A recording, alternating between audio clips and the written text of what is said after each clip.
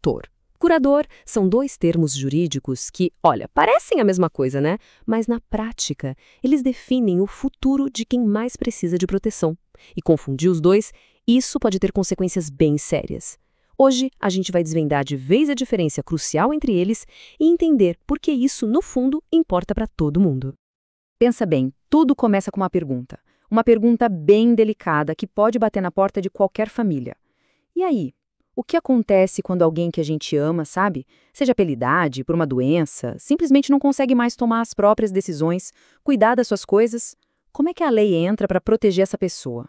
Pois é exatamente para essas horas que o direito civil existe.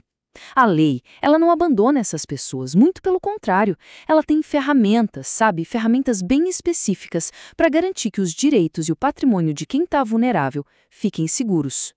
E a resposta da lei para essa questão toda se resume basicamente em duas figuras centrais: o tutor e o curador. Os dois têm uma responsabilidade, olha, gigantesca. Mas, como a gente vai ver agora, os papéis deles são bem diferentes.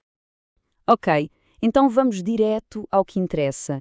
Qual é a grande linha que separa o tutor do curador?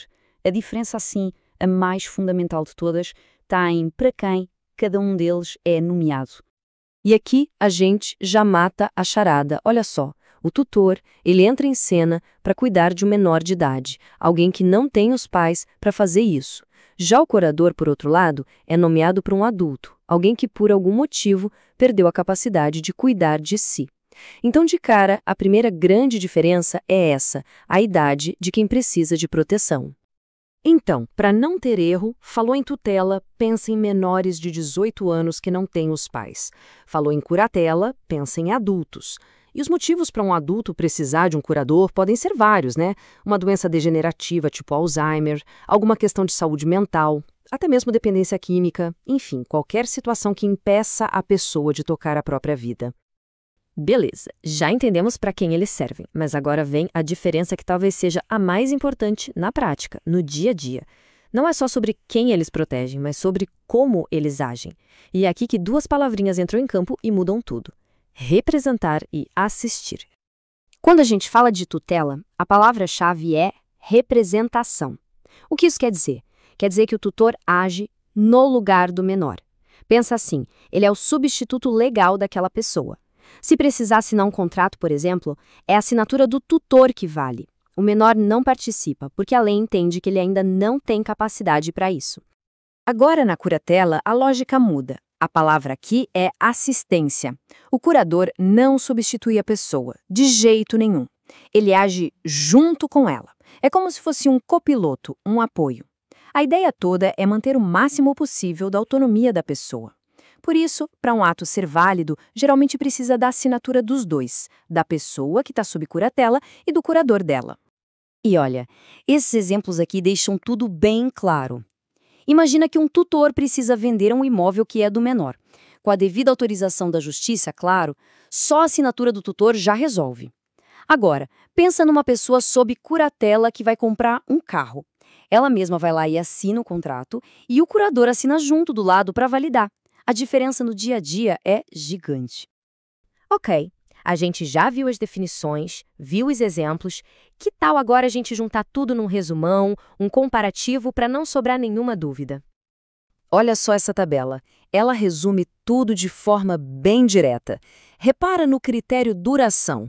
A tutela tem data para acabar, quando o menor completa 18 anos.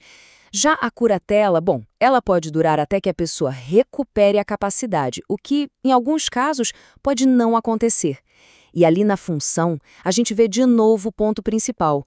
O tutor sempre representa. O curador, na maioria das vezes, assiste, mas também pode representar, dependendo do caso. Certo. Depois de tudo isso, se fosse para a gente resumir numa única ideia, numa frase só, qual seria a regra de ouro para nunca mais confundir? Anotem aí, porque essa é a regra de ouro, um macete que resolve tudo. Tutor é igual a menor. Curador é igual a maior incapaz. Pronto. É a forma mais simples e direta de fixar essa diferença para sempre. E, no final das contas, entender isso vai muito além de ser só um detalhe da lei. É sobre garantir que quem está numa situação vulnerável receba exatamente o tipo de ajuda que precisa, sabe? Respeitando a dignidade e tentando preservar ao máximo a autonomia daquela pessoa. E tudo isso nos leva a uma reflexão final, né? Agora que a gente entende como esses mecanismos funcionam hoje, fica a pergunta: como será que a nossa lei pode evoluir? Como podemos proteger de forma ainda mais eficaz e mais humana quem mais precisa? É algo para se pensar. Valeu por acompanhar essa análise.